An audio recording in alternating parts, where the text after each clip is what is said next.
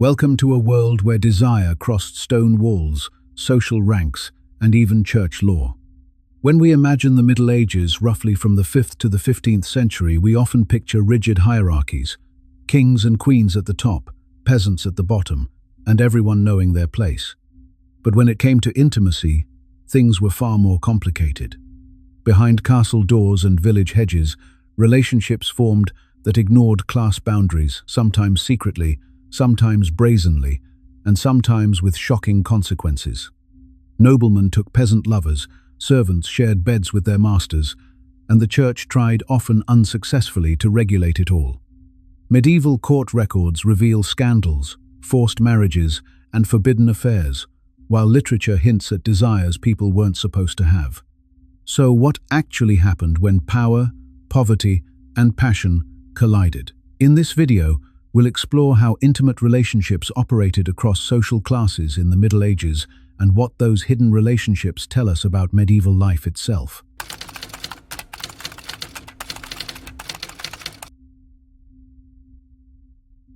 In the winter of 1215, over 400 bishops, 800 abbots, and countless theologians gathered in Rome's Lateran palace for the most ambitious church council in centuries.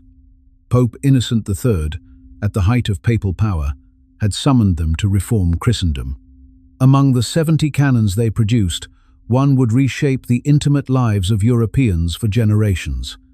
Marriage was declared unambiguously a sacrament, a sacred bond that only the church could create, regulate, and dissolve. With that pronouncement, the most private acts between men and women became matters of ecclesiastical law, subject to rules that reached from the papal throne into the humblest peasant cottage. To understand intimate behavior in medieval Europe, one must first understand the world that attempted to control it.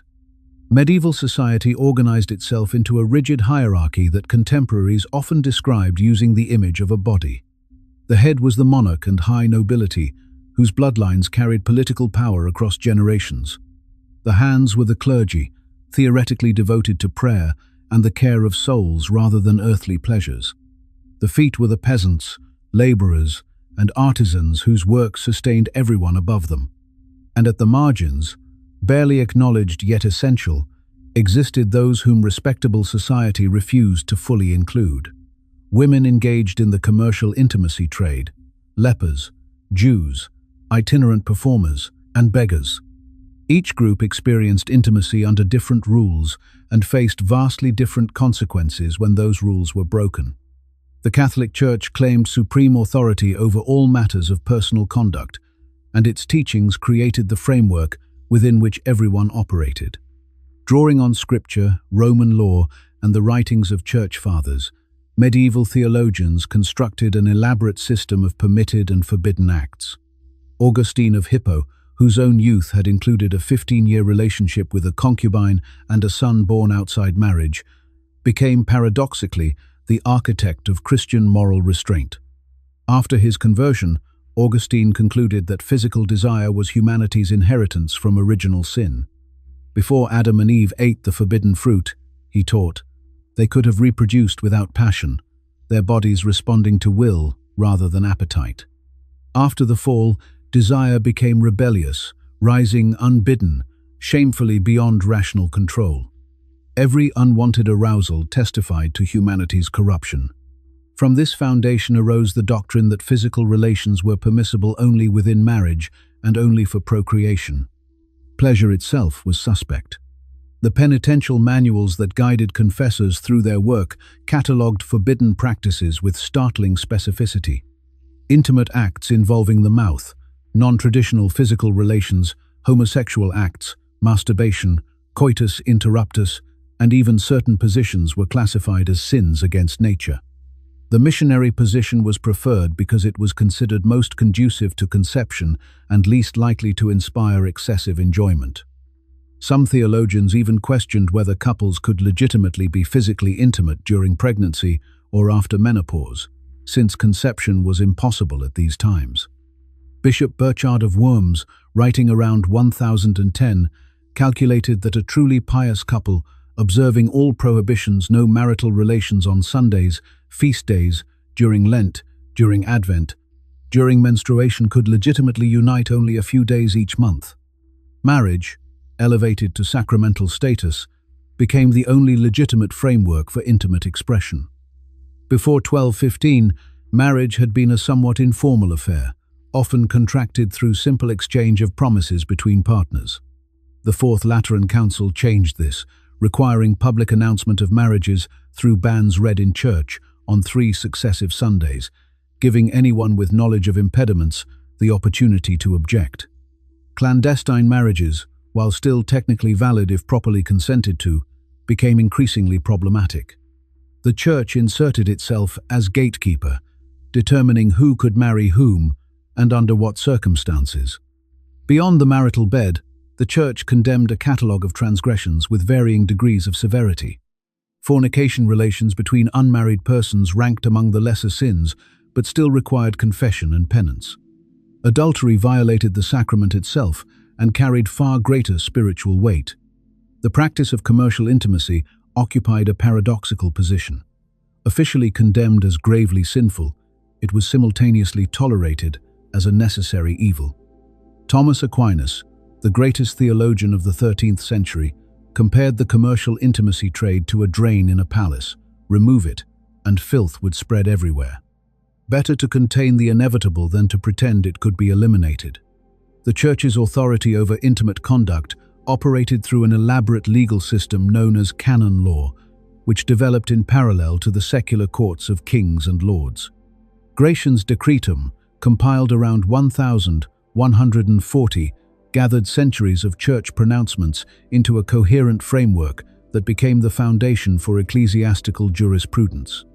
Canon law governed marriage, divorce, legitimacy, and moral offenses involving intimacy. Church courts heard cases of adultery, fornication, and defamation when someone's personal reputation was publicly attacked. Punishments included public penance, fasting, pilgrimage, and excommunication for the most serious offenses. A woman convicted of adultery might be required to process barefoot through town in a white sheet, confessing her sin before the assembled community. Secular law, meanwhile, concerned itself with moral conduct and intimacy primarily when it affected property, inheritance, or public order. Acts of coercion were prosecuted not as a breach of a woman's personal dignity and control, a concept essentially foreign to medieval thought, but as damage to the property and honor of her father or husband. In many jurisdictions, a rapist could escape punishment by marrying his victim, thereby restoring her family's honor and her own marriageability. The Visigothic Code, influential throughout medieval Spain, explicitly permitted this resolution. What the woman herself might want rarely entered the calculation. This jurisdictional overlap created opportunities for manipulation. Wealthy defendants might seek the milder penalties of church courts, while their enemies might maneuver cases into secular tribunals where punishments could be harsher. In 13th century France, disputes over jurisdiction sparked ongoing tension between royal and ecclesiastical authorities. Philip IV would eventually clash spectacularly with Pope Boniface VIII over questions of power, though the conflicts extended far beyond personal or moral matters. The expectations placed upon men and women differed so fundamentally that they constituted almost separate moral universes. Women's conduct and virtue were understood primarily through the lens of chastity. A woman's honor, and by extension her family's honor, resided almost entirely in her virginity before marriage and her fidelity afterward. The Virgin Mary served as the impossible ideal, mother yet perpetually pure, touched only by God. Real women, measured against this standard, could only fall short.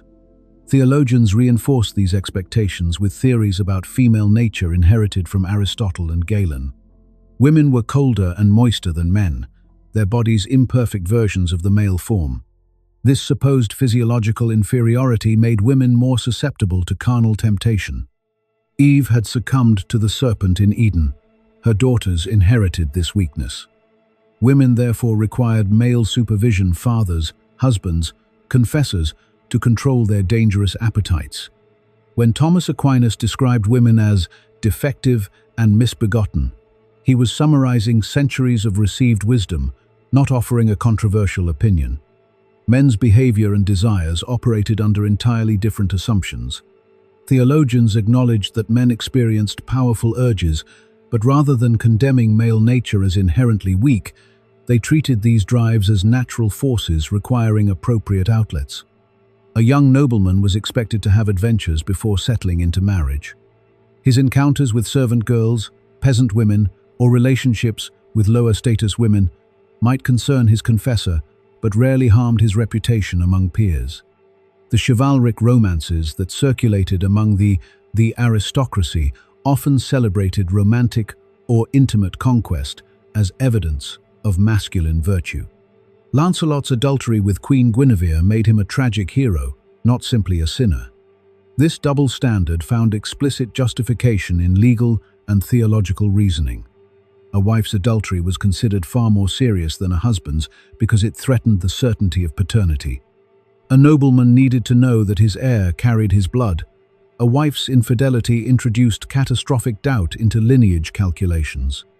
A husband's adultery, while sinful, posed no such threat to inheritance.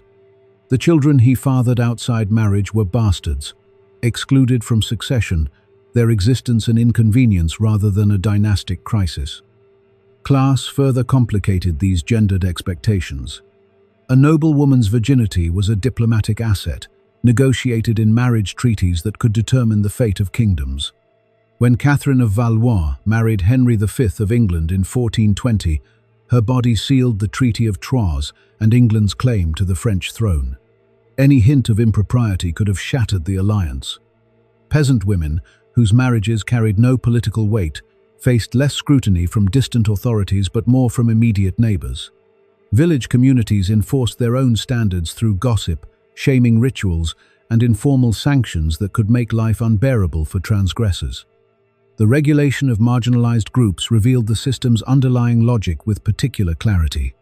Women engaged in commercial intimacy were confined to designated quarters in many medieval cities, required to wear distinctive clothing, yellow scarves in Venice, striped hoods in Marseille that marked them as outside respectable society, while simultaneously containing them within recognized boundaries. In Suffolk, across the Thames from London, brothels operated on land owned by the Bishop of Winchester, who collected their rents. The women who worked there were known sardonically as Winchester geese. Officially sinful, they were practically indispensable, providing outlets for male desire that supposedly protected respectable women from assault. The theological justifications for inequality in matters of intimacy and conduct were not fringe opinions but mainstream doctrine. They were taught in the emerging universities, preached from pulpits, and enforced in courts. The system presented itself as divine order, sanctioned by scripture and confirmed by reason. To challenge it was not merely to advocate different policies but to set oneself against God's design for human relationships. Yet the very elaborateness of these regulatory systems revealed an uncomfortable truth. People constantly broke or disregarded the rules. If everyone had been chaste before marriage, faithful afterward, and moderate even in the marital bed, there would have been no need for such detailed legislation. The penitential manuals, with their detailed lists of moral transgressions, testified to the gap between prescription and practice. Confessors needed to know about forbidden acts not because they were rare but because they encountered them regularly. The medieval church was not describing an obedient flock. It was attempting to discipline a stubbornly carnal humanity that consistently failed to live by the standards imposed upon it.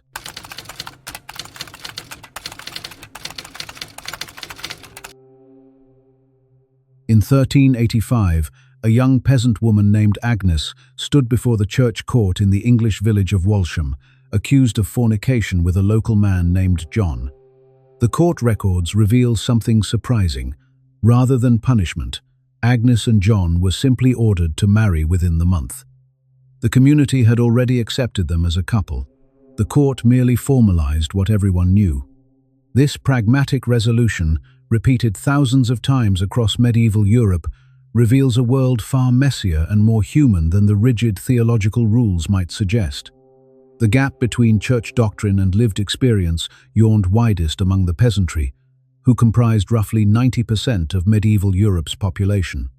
For these men and women, Intimate behavior was woven into the fabric of agricultural life in ways that theologians in distant cities could barely comprehend.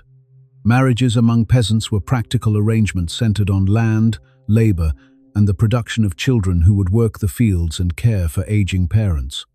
Romance was a luxury, survival was not. Premarital relations were common enough that church courts developed routine procedures for handling it. In many English villages, couples who were betrothed formally promised to each other treated this as license to begin physical intimacy before the wedding ceremony. If pregnancy resulted, the marriage simply happened sooner than planned. Community standards focused less on abstract virginity than on whether couples followed through on their commitments. A man who seduced a woman with promises of marriage and then abandoned her faced genuine social consequences, shunning, fines, and pressure from neighbors and kin to fulfill his obligations. A couple who anticipated their vows by a few months but married respectably caused little scandal. Village communities enforced their own moral standards through mechanisms that operated independently of church courts. Gossip functioned as a powerful regulatory force, spreading information about who was seen with whom, whose child resembled which neighbor, and whose wife received visitors when her husband traveled. Charivari raucous nighttime demonstrations involving banging pots, shouting, and crude songs targeted those who went against community norms. Women who dominated their husbands, men who were cuckolded, widows who remarried too quickly. These rituals humiliated offenders while reinforcing the boundaries of acceptable behavior for everyone watching. Practical attitudes toward fertility shaped peasant intimate life in ways that sometimes contradicted official teaching. Children meant labor power, but too many children meant mouths that could not be fed. Medieval peasant women possessed knowledge of herbs and techniques that could prevent or terminate pregnancies. Knowledge passed between generations of women and largely invisible in written records produced by male clergy. Tansy, pennyroyal, and rue appeared in folk remedies that the church condemned but could never fully suppress. When survival required limiting family size, theological prohibitions against contraception often gave way to practical necessity. The world of the nobility operated by entirely different rules, though the distance between ideal and reality remained just as vast. For aristocratic families, marriage was diplomacy conducted through bodies. Daughters were assets to be traded in alliances, their virginity a guarantee of legitimate succession. Sons needed to secure advantageous matches that would expand family holdings and political influence. Love, when it appeared at all, was incidental to these calculations. Yet nobles were also human beings with desires that political marriages rarely satisfied. The result was a culture that tacitly accepted adultery while publicly condemning it. Discretion was everything. A nobleman might maintain a mistress for years without significant damage to his reputation, provided he avoided open scandal. His wife, constrained by far stricter expectations, risked catastrophe if she took a lover not merely moral condemnation, but accusations of treason against the bloodline, since any resulting children might illegitimately inherit lands and titles. The institution of the royal mistress formalized this double standard at the highest levels of society. French kings openly kept official mistresses whose status was quasi-public, their children sometimes acknowledged and provided for handsomely. Agnès Sorel, mistress of Charles VII in the 15th century, wielded genuine political influence and was the first royal mistress to be officially recognized at the French court. Her position was simultaneously scandalous and normalized, condemned by preachers yet accepted by the political establishment. She bore the king 4 daughters, all of whom were recognized and married into noble families. Courtly love, the elaborate literary tradition that emerged from 12th century Provence, both reflected and shaped aristocratic attitudes toward intimacy. Troubadour poets celebrated a refined form of devotion in which a knight worshipped a noble lady, typically married to another man. The love was supposedly unconsummated, purified by impossibility, elevated by restraint. In practice, courtly love provided elegant vocabulary for affairs that were often anything but platonic. Eleanor of Aquitaine, patron of troubadours and queen successively of France and England, presided over courts where the language of refined devotion masked considerable carnal activity. The poetry gave adultery a veneer of respectability, transforming sin into art. The clergy occupied perhaps the most contradictory position within medieval views of intimacy and conduct. Bound by vows of celibacy that the Gregorian reforms of the 11th century had vigorously enforced, priests and monks were supposed to stand apart from carnal concerns entirely. Their hands, which consecrated the Eucharist, should never touch a woman in passion. Their minds, devoted to God, should never wander toward fleshly temptation. The reality was spectacularly different. Clerical concubinage was so widespread that reforming councils condemned it repeatedly across centuries, a pattern suggesting that condemnation accomplished little. Many parish priests lived openly with women described euphemistically as housekeepers or servants, their children raised in rectories and sometimes following their fathers into ecclesiastical careers. When Bishop Peter Quinnell conducted a visitation of his diocese of Exeter in 1287, he found priest after priest living in arrangements that everyone understood and no one officially acknowledged. The consequences of clerical, intimate behavior varied enormously depending on circumstances. A rural priest, whose concubine was an open secret, might serve his parish for decades without interference from distant episcopal authorities. A bishop or abbot whose affairs became public scandal faced potential removal, though even then political connections often protected the powerful.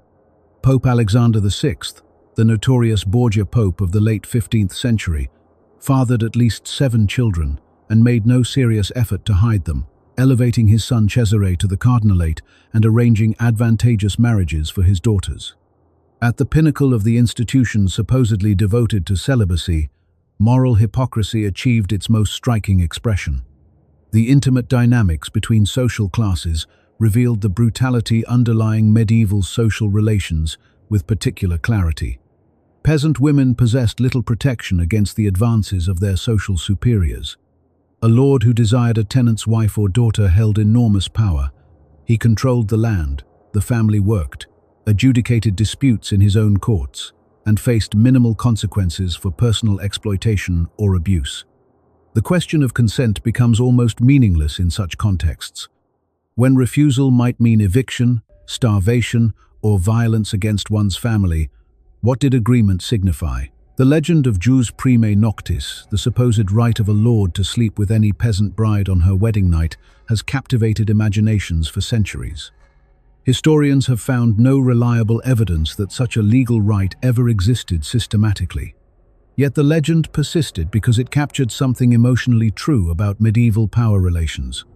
Lords did exploit peasant women, perhaps not through formal legal right, but through the informal power that made resistance dangerous. The myth expressed a reality that was structural rather than juridical. Noble bodies could take what they wanted from common bodies.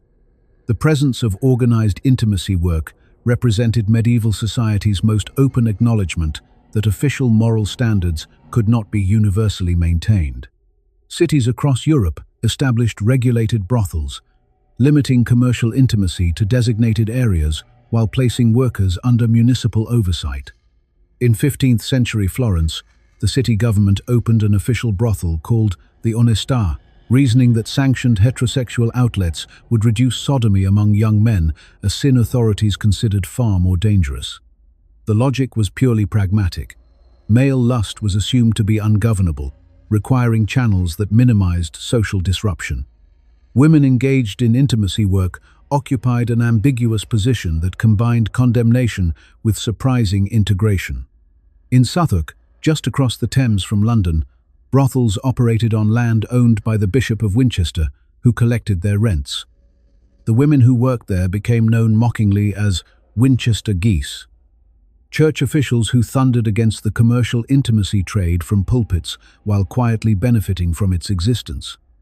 Municipal regulations in cities from Toulouse to Vienna specified where these women could reside, what clothing they must wear, and which taverns they could enter. Yellow scarves in Venice, striped hoods in Marseille, and other distinctive garments marked these women as simultaneously present and apart. The women who entered the intimacy trade did so for varied reasons, most involving poverty and limited alternatives. Widows without family support, peasant women displaced from their villages, servants dismissed without references, these women entered the commercial intimacy trade because few other options existed.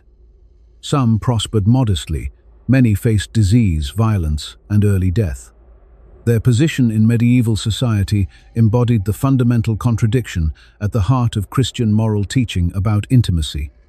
Officially abhorred, practically necessary, their bodies serving as receptacles for desires that respectable society preferred not to examine too closely. The private lives of medieval Europeans unfolded within these overlapping systems of class, gender, and power. Peasants negotiated community expectations while pursuing relationships that often preceded formal marriage. Nobles conducted political alliances through official unions and satisfied their hearts, or at least their bodies, through mistresses and courtly affairs. Clergy preached celibacy while practicing something quite different. Lords exploited their power over the vulnerable, and women in that trade absorbed desires that might otherwise have destabilized respectable households. Between the theological ideal and the human reality lay a vast territory where medieval men and women conducted their intimate lives as best they could.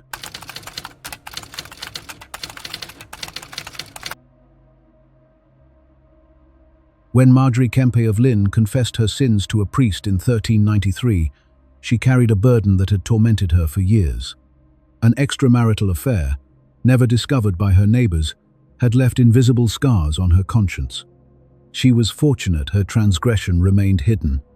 For countless others across medieval Europe, moral missteps meant public humiliation, financial ruin, or exile from the only community they had ever known. The medieval world operated on a principle that modern observers might find alien. Personal conduct was never purely private. A woman's chastity belonged to her family, her husband, and her community. A man's private conduct reflected his honor and, by extension, his lineage. When individuals crossed the boundaries established by church and custom, the response was swift, visible, and designed to restore a moral order that everyone understood to be fragile. Public shaming stood at the center of medieval moral punishment. In English towns, women accused of fornication or adultery might be forced to walk barefoot through the streets, dressed in a white sheet, carrying a candle to the church door while neighbors jeered. The French called this ritual the promenade infamante, and it served a dual purpose, punishing the offender while entertaining the crowd and reinforcing communal standards. Men rarely endured such spectacles for the same offenses. When a married man took a mistress, he might face a fine or ecclesiastical penance performed privately. When a married woman did the same, she faced the crowd. This asymmetry reflected deeper assumptions about gender and human behavior. Medieval theologians, drawing on Aristotelian philosophy and church tradition, considered women more susceptible to carnal temptation and therefore more responsible when they succumbed. A woman's honor resided almost entirely in her perceived virtue, while a man's honor derived from his lineage, his courage, and his ability to control those under his authority, including the women of his household. The double standard was not accidental but structural, woven into the fabric of medieval thought. Yet class position could bend these rules in remarkable ways. When a nobleman fathered a child with a servant girl, the consequences fell almost exclusively on her. She might be dismissed, sent to relatives in a distant village, or left to raise the child in poverty. The nobleman, meanwhile, continued his life unchanged, perhaps providing a small sum to quiet the matter. His reputation might even benefit from evidence of his virility. In 1440s Burgundy, Duke Philip the Good acknowledged at least 18 illegitimate children without apparent damage to his standing.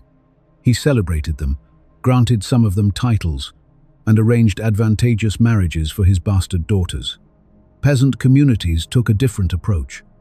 Illegitimate children born among the lower orders faced fewer opportunities for recognition and advancement. Church courts levied fines on both parents, though the mother bore the greater stigma.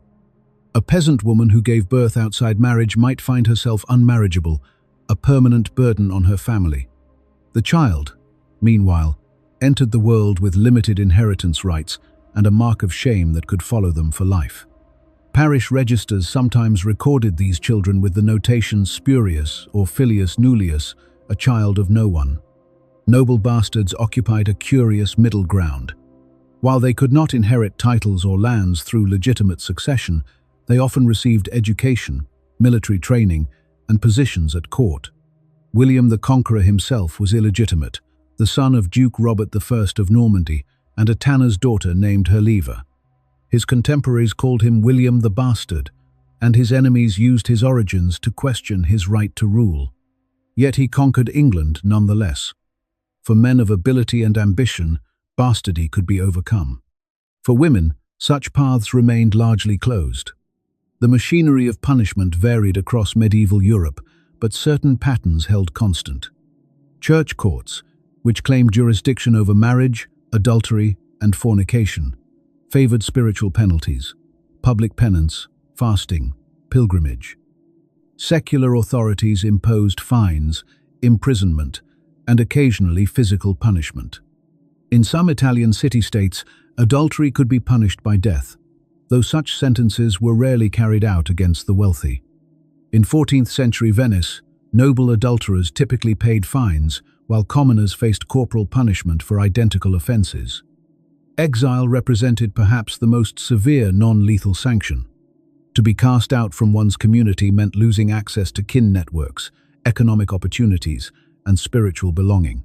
Women expelled for moral transgressions often drifted into commercial intimacy work, not from choice but from desperation. The medieval sex trade, concentrated in designated districts in cities like Southwark in London or the Castelletto in Venice, absorbed many of these displaced women. Ironically, the same communities that expelled them for moral impropriety depended on their labor to contain male desire within manageable boundaries. Reputation functioned as a kind of currency in medieval society. An moral scandal could ruin it overnight. The concept of fama, public reputation, established through community knowledge and gossip, determined everything from creditworthiness to marriageability. A woman whose fama was damaged by rumors of unchastity might never recover, even if the accusations proved false. In 1292, a London woman named Alice de Salisbury sued her neighbours for defamation after they called her immoral.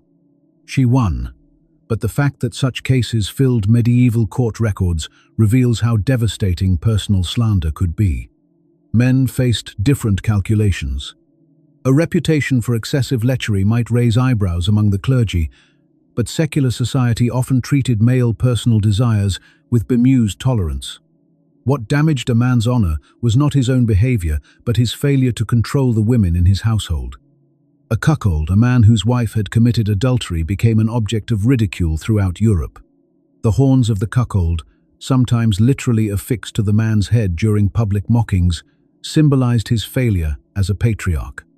French charivaris and English rough music ceremonies targeted such men with cacophonous parades, demonstrating that male honor depended on female chastity in ways that female honor never depended on male fidelity. This architecture of shame and punishment served purposes beyond mere morality. Moral norms reinforced the rigid hierarchies that structured medieval life. When a nobleman seduced a peasant woman, the resulting scandal, if any emerged, rarely threatened his position.